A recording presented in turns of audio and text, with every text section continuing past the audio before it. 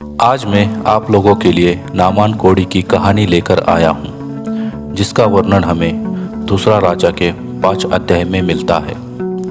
इससे पहले दोस्तों कि हम आगे बढ़े, आप हमारे चैनल को सब्सक्राइब करें और बेल आइकन को भी ज़रूर दबाएं। तो आइए दोस्तों, हम कहानी शुरू करते हैं। यह उस समय की बात है जब आराम के राजा के पास नामान नाम का एक सेनापति था, जो राजा की दृष्टि में बहुत ही प्रतिष्ठित पुरुष था, क्योंकि उस समय यहोवा ने नामान के द्वारा आरामियों को बहुत बड़ी विजय दिलाई थी। इसलिए राजा उसे बहुत प्रभावित था। बाइबल हमें बताती है कि नामान एक शूरवीर था, लेकिन उसे कोढ़ था जो काफी समय से उसे लगा हुआ था। एक बार आरामी इज़राइल में जाकर वहां से कुछ इज़राइलियों को बंदी बनाकर ले आए, जिसमें एक छोटी लड़की भी थी जो नामान के घर में सेवक के रूप में रहती थी। आरामी लोग बाल देवता की उपासना करते थे, लेकिन उनके घर में एक इज़राइली लड़की सेवक के रूप में आ गई, जो जीवित परमेश्वर को जानती और मानती थी। जब उसने अपने स्वामी नामान को देखा कि वह कोढ़ी है, तब उसने नामान की पत्नी से कहा, यदि मेरा स्वामी शोमरूल के भविष्यवक्ता के पास होता तो कितना अच्छा होता, क्योंकि वह उसका कोढ़ चंगा कर देता। जब नामान ने उस लड़की के द्वारा यह संदेश सुना, तो उसने अपने राजा से यह बात कही कि वह लड़की इस प्रकार कहती है। तब आराम के राजा ने कहा, तू जा, मैं इज़राइल के राजा के पास इस विषय में एक पत्र भेजूंगा। तब नामान 10 इकार चांदी, 6000 सोने के टुकड़े और 10 जोड़े कपड़े साथ लेकर वहां से रवाना हुआ, और वह अपने साथ वह पत्र भी ले गया जो आराम के राजा ने इज़राइल के राजा को दिया था, जिसमें यह लिखा था कि जब तुझे यह पत्र मिले तब यह जानना कि मैंने नामान नामक अपने एक कर्मचारी को तेरे पास इसलिए भेजा है ताकि तू उसका कोढ़ दूर करे। नामान जब इज़राइल के राजा के पास पहुंचा, तो उसने वह पत्र जो आराम के राजा ने दिया था उसे इज़राइल के राजा को दिया। जब इज़राइल के राजा ने वह पत्र पढ़ा, तो उसने अपने वस्त्र फाड़े और कहा कि क्या मैं परमेश्वर हूँ जो उसने मेरे पास अपने कर्मचारी को भेजा ताकि मैं उसका कोढ़ दूर करूं। और कहने लगा कि आराम का राजा जरूर कोई झगड़े का कारण ढूंढता है। जब एलीशा को यह बात पता चली, तो उसने राजा से कहला भेजा कि तूने क्यों अपने वस्त्र फाड़े, कोढ़ी को मेरे पास भेज, तब वह जान लेगा कि इज़राइल में एक भविष्यवक्ता है, और उसके साथ साथ इज़राइल का राजा भी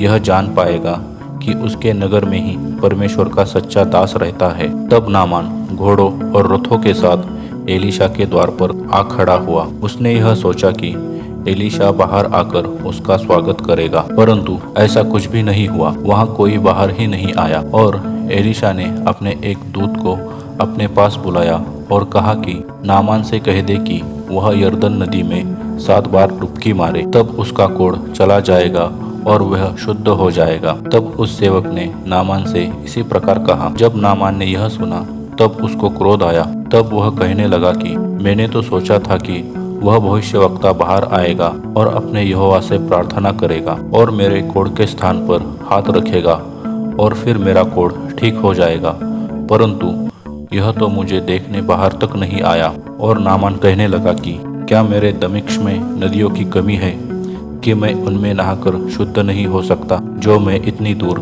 स्नान करने आया हूँ। इस प्रकार नामान कुड़कुड़ाने लगा। जब नामान कुड़कुड़ा रहा था, तब उसके कुछ सेवक उसके पास आए और कहने लगे कि हे स्वामी, यदि भविष्यवक्ता तुझे कोई भारी काम करने को कहता तो क्या तू उसे ना करता? तो जब वह यह कह रहा है कि तू स्नान करके शुद्ध हो जाएगा, तो यह तो कोई बड़ा काम नहीं, तो तू इसे मान ले। तब नामान ने उनकी बात मान ली, और यरदन नदी में जाकर उसने 7 बार डुबकी लगाई, और उसका कोढ़ दूर हो गया, और वह छोटे बालक के समान कोमल हो गया। तब वह आनंदित होकर एलीशा के पास आया और कहने लगा कि अब मैंने जान लिया है कि समस्त पृथ्वी पर इज़राइल को छोड़ और कहीं परमेश्वर नहीं है, इसलिए अपने दास की भेंट ग्रहण कर। लेकिन एलीशा ने उस भेंट को लेने से मना कर दिया।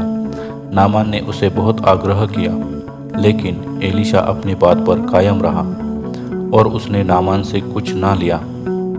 तब नामान ने एलीशा से कहा कि मुझे 2 खच्चर मिट्टी दे दे, ताकि आगे मैं यहोवा को छोड़ और किसी भी ईश्वर को कोई भी बलि ना चढ़ाऊं।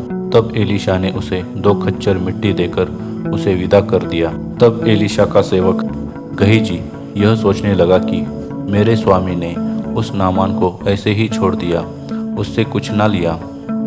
तब गहीजी ने सोचा कि मैं दौड़कर उसके पास जाऊंगा और उससे कुछ ना कुछ ले लूंगा। तब गहीजी नामान के पीछे दौड़ा। नामान ने अपने पीछे किसी को दौड़ता हुआ देखकर अपने रथ रुकवा लिए और अपने रथ से उतरकर गहीजी से पूछा, सब कुशल तो है? तब गहीजी ने कहा, सब कुशल है, परंतु मेरे स्वामी ने मुझे यहाँ तेरे पास इसलिए भेजा है ताकि मैं तुझसे 1 किक्कार चांदी और 2 जोड़े वस्त्र अप्रैल से आए हुए भविष्यवक्ताओं के लिए मांग लूं। तब नामान ने खुशी से 1 की बजाय 2 किक्कार चांदी और 2 जोड़े वस्त्र अपने सेवक के साथ भेज दिए और वह गहीजी के आगे आगे उसे लेकर चले।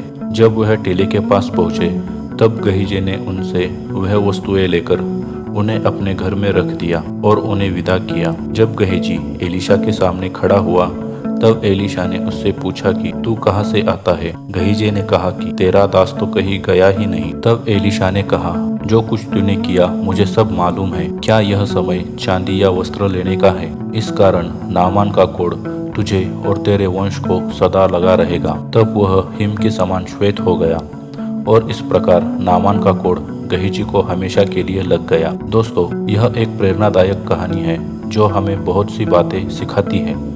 सबसे पहले हम उस छोटी लड़की के बारे में देखते हैं जिसके माध्यम से नामान को इज़राइल के परमेश्वर के दास के बारे में मालूम पड़ा। हम उस लड़की के विश्वास को देखते हैं कि कैसे वह बड़े साहस और निश्चयता पूर्वक कहती है कि नामान इज़राइल के भविष्यवक्ता के पास होता तो चंगा हो जाता। यही विश्वास और साहस आज हमारे जीवन में भी होना बहुत जरूरी है ताकि हम उन लोगों को सच्चे परमेश्वर के बारे में बता सके जो आज भी दुख और तकलीफों का सामना कर रहे हैं। दूसरी बात हम नामान के बारे में देखते हैं। नामान ने जैसा सोचा था वैसा कुछ भी नहीं हुआ, बल्कि एलीशा ने उसे यरदन नदी में 7 बार डुबकी लगाने के लिए कह दिया। यहाँ नामान की पहली परख हुई। नामान जो घमंड और ऐश्वर्य से भरा हुआ था, परमेश्वर उसे पहले दीन और नम्र बनाना चाहते थे। परमेश्वर चाहते थे कि उसके शरीर से पहले उसकी आत्मा चंगी हो, इसलिए उसे यरदन नदी में 7 बार डुबकी लगाने के लिए कहा ताकि वह परमेश्वर के सामर्थ्य को पहचान सके। याद रखिए दोस्तों,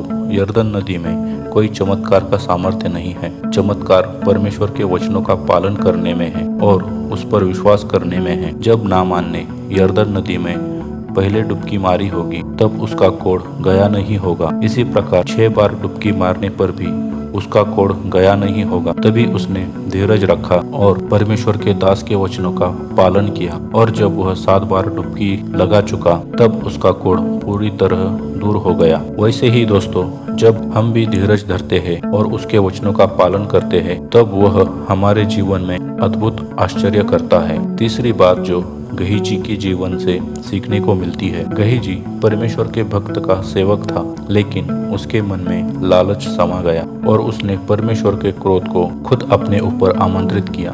दोस्तों, आज कई लोग प्रभु की सेवा धन के लालच में ही कर रहे हैं। दोस्तों, परमेश्वर कभी नहीं चाहता कि उसके लोग किसी लोभ या लालच में उसकी सेवा करें, लेकिन अगर कोई ऐसा करता है तो उसे परमेश्वर के क्रोध का सामना करना पड़ता है। परमेश्वर अपने लोगों को कोई कमी नहीं आने देगा जब हम उस पर पूरी तरह आधारित होकर पूरे मन से उसकी सेवा करते हैं। आशा करता हूँ यह कहानी आपको पसंद आई होगी। ऐसी ही और कहानियों के लिए हमारे चैनल को सब्सक्राइब और वीडियो को लाइक और शेयर करना ना भूलें। अगली वीडियो में एक और नई कहानी के साथ हम आपसे फिर मिलेंगे।